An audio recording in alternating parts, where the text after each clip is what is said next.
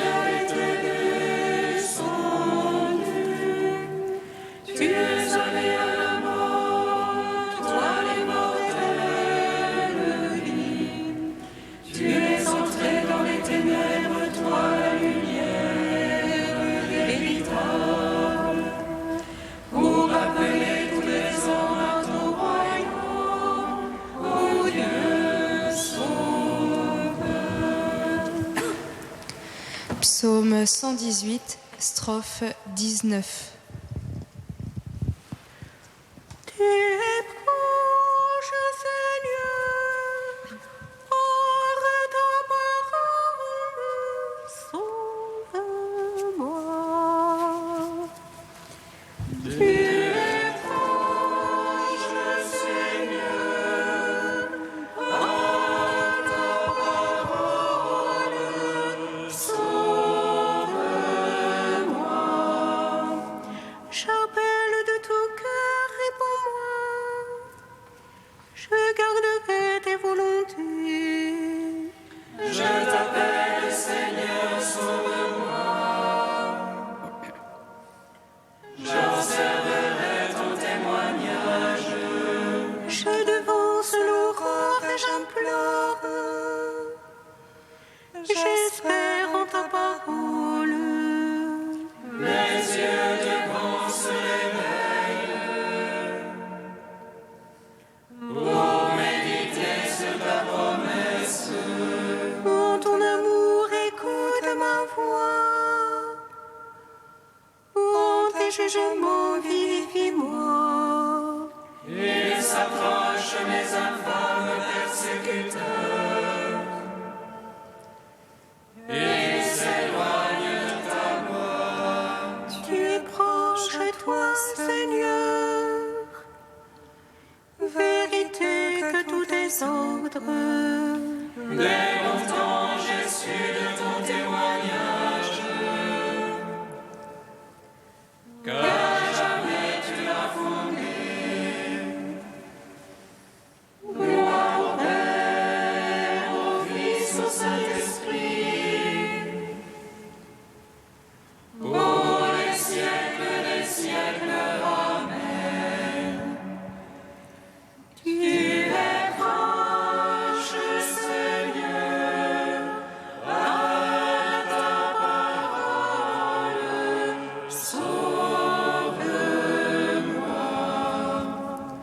Psaume 128. Je suis là, je t'appelle, et tu réponds, mon Dieu. Je suis là et je t'appelle,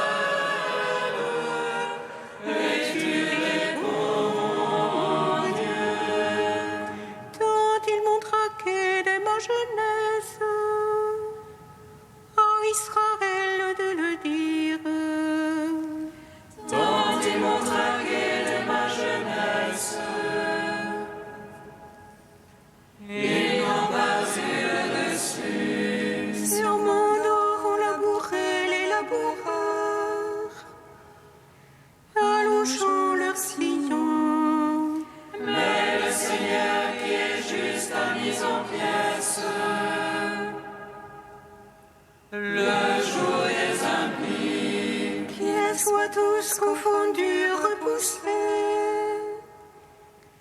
les ennemis de Sion.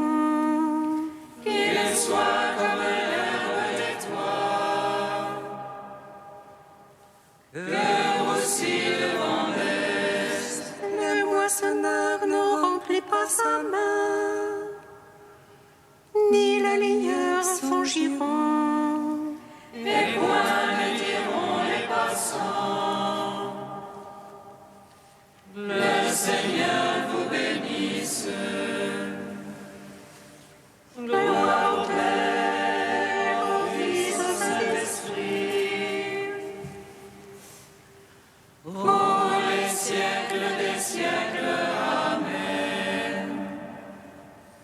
Je suis là et je t'appelle, Et tu réponds, mon Dieu. Psaume 129. des profondeurs, je crie vers toi, Seigneur, écoute mon appel. Que ton oreille se fasse attentive au cri de ma prière. Si tu retiens les fautes, Seigneur, qui donc subsisteront. Mais près de toi se trouve le pardon. Je te crains et j'espère. Mon âme attend le Seigneur, je suis sûre de sa parole. Mon âme attend plus sûrement le Seigneur qu'un veilleur n'attend l'aurore. Que le veilleur espère l'aurore et Israël le Seigneur. Puisqu'auprès du Seigneur est la grâce, l'abondance du rachat. C'est lui qui rachètera Israël de toutes ses fautes. Gloire au Père, au Fils, au Saint-Esprit, pour les siècles des siècles. Amen. Je suis là et je t'appelle, et tu réponds, mon Dieu. Prière d'Esther, page 258. Ô mon Seigneur, notre roi, tu es l'unique, je n'ai d'autre recours que toi.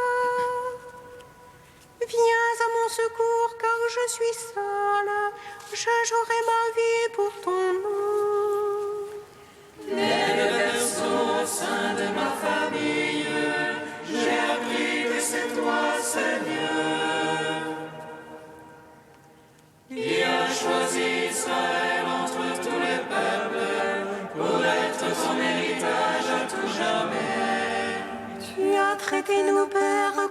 tu l'avais dit, et puis nous avons péché contre toi.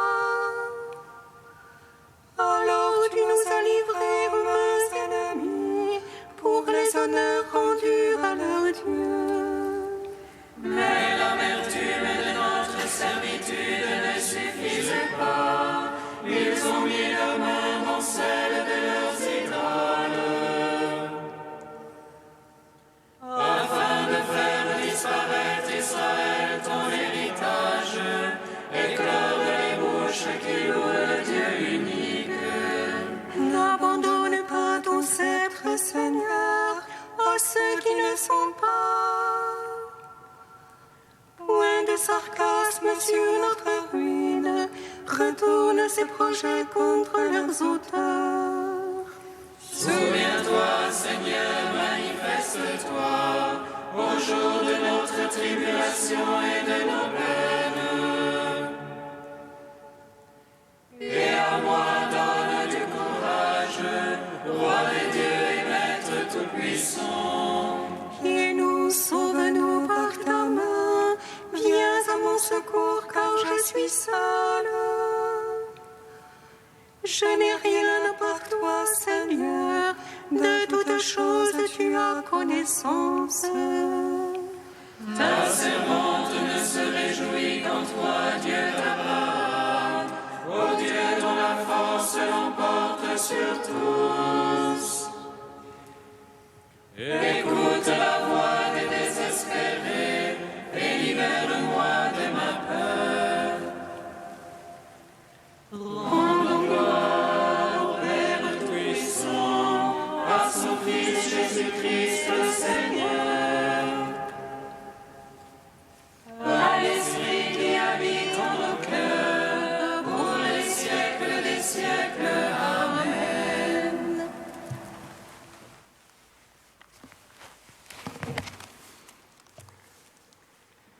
De Hans Urs von Balthasar, si vous ne devenez comme cet enfant. Jésus souffre donc en tant qu'il est le Fils.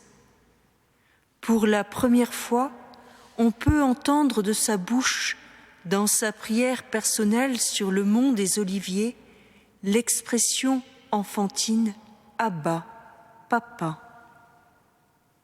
Même si le Père est dans l'impossibilité de répondre désormais, c'est pourtant toute la souffrance, jusqu'au cri de l'abandon sur la croix, qui est endurée dans un esprit d'enfance.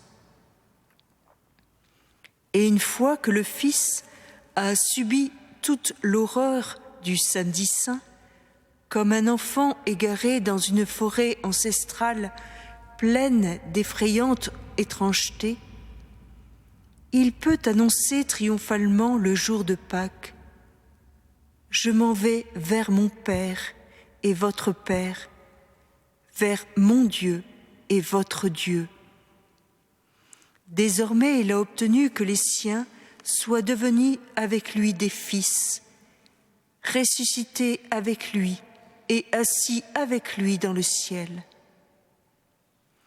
Par-delà la distance subsistante où s'exerce la vénération, entre lui, notre Seigneur et Maître, et nous, il y a donc une certaine égalité en présence du Père.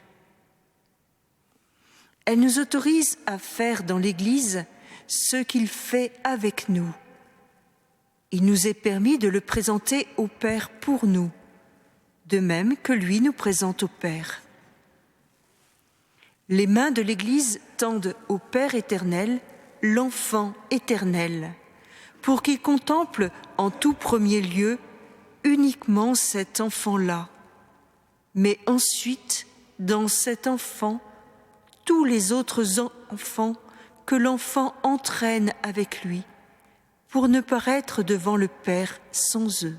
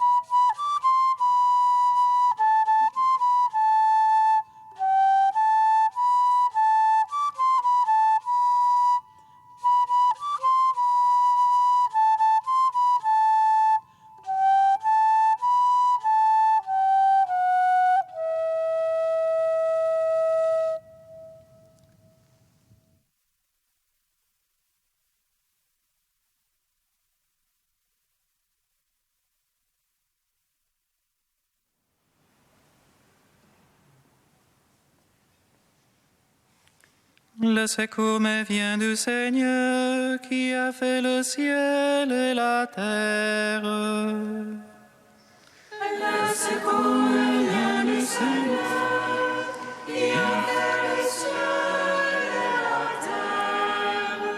terre. Efforçons-nous donc d'entrer dans ce repos, afin que plus personne ne tombe en suivant l'exemple de ceux qui ont désobéi.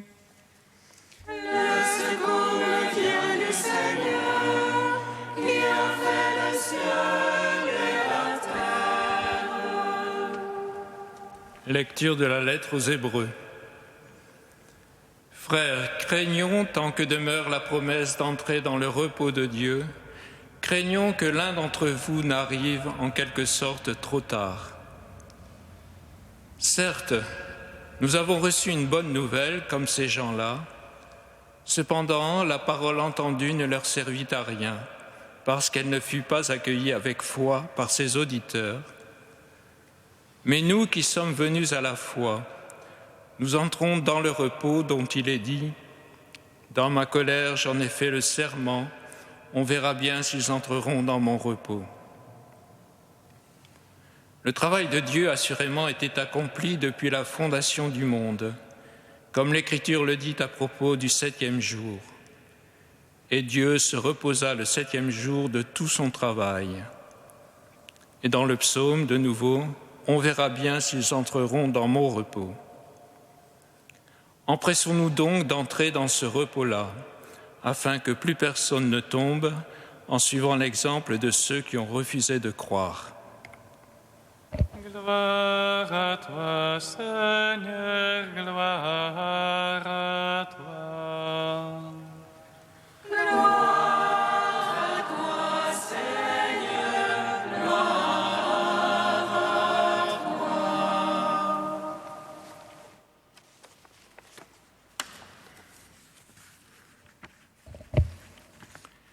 Empressons-nous d'entrer dans le repos de Dieu. On peut trouver paradoxal de devoir s'empresser, de devoir faire effort pour se reposer. Ce texte, en forme d'exhortation, nous dit que c'est la foi qui permet d'entrer dans le repos de Dieu. L'incrédulité, au contraire, comme ce fut le cas pour Israël cheminant 40 ans dans le désert, l'incrédulité empêche l'entrée dans le repos de Dieu, compris ici comme terre promise. Empressons-nous d'entrer dans le repos de Dieu. Qu'est-ce à dire? Le repos de Dieu fait référence naturellement au récit de la création dans le livre de la Genèse, au 7e jour de la création, au sabbat de Dieu. Et je ne puis m'empêcher de citer un romancier du début du XXe siècle, Paul Gaden. Le 7e jour, paraît-il, Dieu se reposa. L'homme qui se croit fait à l'image de Dieu essaye d'en faire autant. Mais se reposer, ça demande un talent qui n'est pas donné à tout le monde. Le plus souvent, c'est une expérience ratée, parce que je vais vous dire, il n'y a que Dieu qui sache se reposer. Le repos de Dieu, le repos du 7e jour, que signifie-t-il? Revenons à ce récit de la création. Chaque fois que je le relis, je découvre des choses nouvelles. Voici quelques détails susceptibles de nous faire comprendre cette exhortation « Empressons-nous d'entrer dans le repos de Dieu ». Pour le premier jour de la création, pour le second, le troisième, le quatrième, le cinquième, le sixième, il nous est dit « Il y eut un soir, il y eut un matin ». Mais cela n'est pas dit du tout pour le 7e jour. Le 7e jour serait-il donc sans limite temporelle? Autre détail qui peut nous intéresser, ce n'est qu'au 3e jour de la création qu'on nous dit que Dieu vit que cela était bon. De même pour le 4e et le 5e jour. Mais à la fin du 6e jour, après avoir apporté une touche finale comme la cerise sur le gâteau, donc après avoir créé l'homme mâle et femelle, Dieu vit que cela était très bon. Autrement dit, impossible de faire mieux. Et la vie qui s'ouvre alors directement et sans transition aucune à l'homme, c'est celle du 7e jour, celle du repos de Dieu. Si Dieu chôme le 7e jour, une fois la création achevée, c'est pour permettre à la création et d'abord à l'homme lui-même de vivre par lui-même, de s'épanouir et de déployer toutes ses virtualités devant Dieu. Si Dieu, le 7e jour, cesse de parler, ce qui équivaut à cesser de créer, si Dieu fait silence, c'est pour permettre à la création de s'exprimer et à l'homme de parler et de lui parler. Dieu est essentiellement celui qui fait être. Il est faire être. Et le 7e jour est donc par excellence le jour de la vie. Enfin, dernier détail intéressant, l'un des mots les plus remarquables de la Bible est le mot saint, kadosh en hébreu. Et quel est le premier objet saint dans l'histoire du monde? Ce n'est pas un autel, ce n'est pas une montagne, ce n'est pas l'homme, c'est le 7e jour.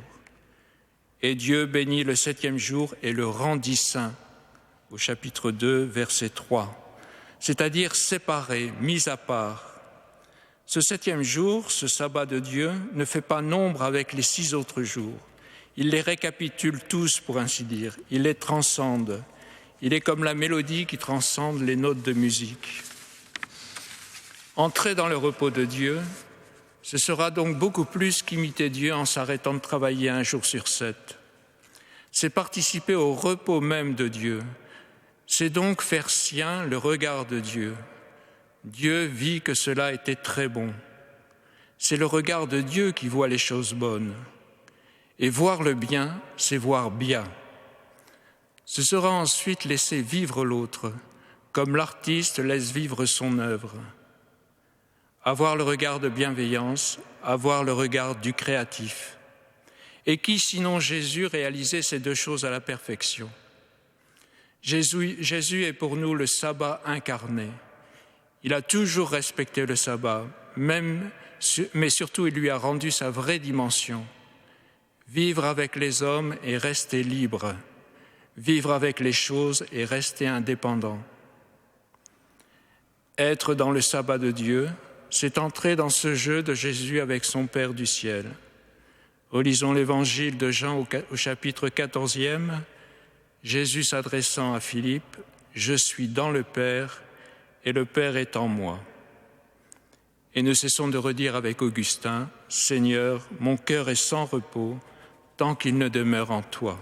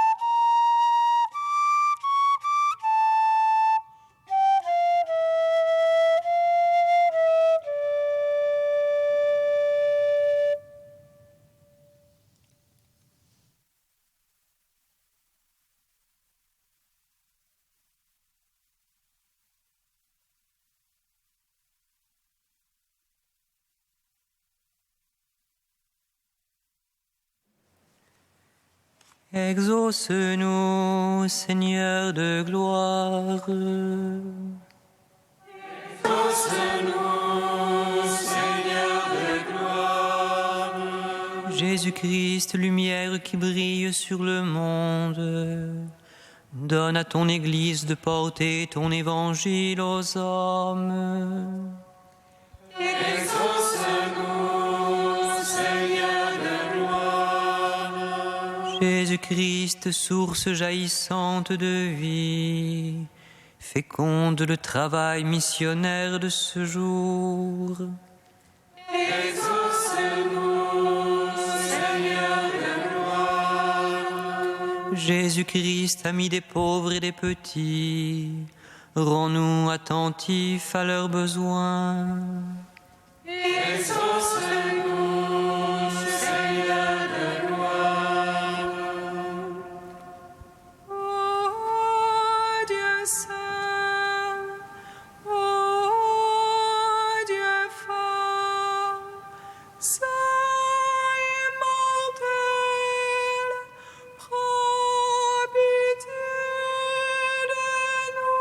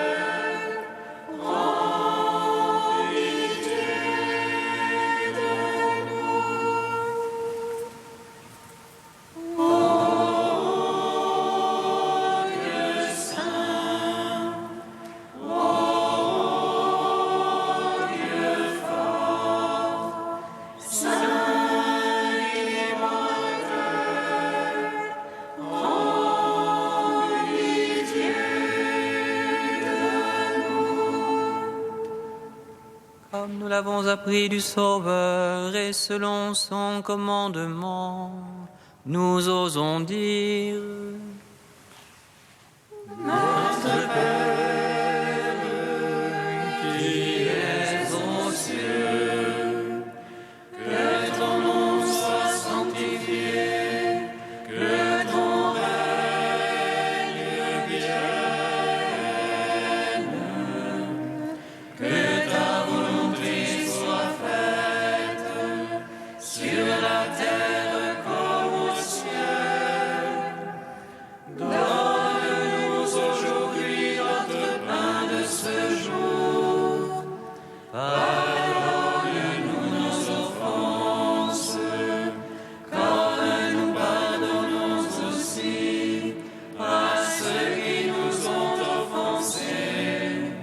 Et ne nous soumets pas à la tentation, mais délivre-nous du mal.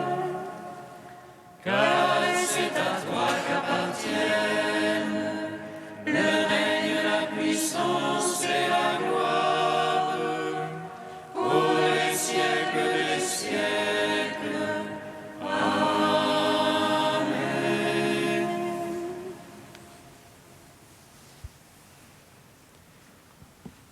Seigneur, toi qui aimes les hommes, viens au secours de notre faiblesse quand nous célébrons la Sainte Vierge Marie, refuge des pécheurs.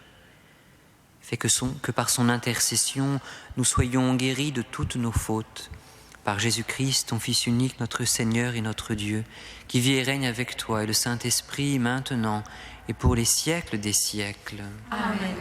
Bénissons le Seigneur. Nous rendons grâce à Dieu. Amen. L'ange annonça à Marie qu'elle serait la mère du Sauveur. Et elle conçut l'Esprit Saint. Réjouis-toi, Marie, pleine de grâce, le Seigneur est avec toi.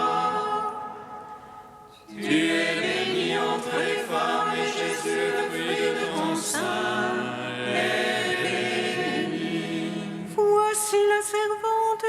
Seigneur. Qu'il me soit fait selon ta parole.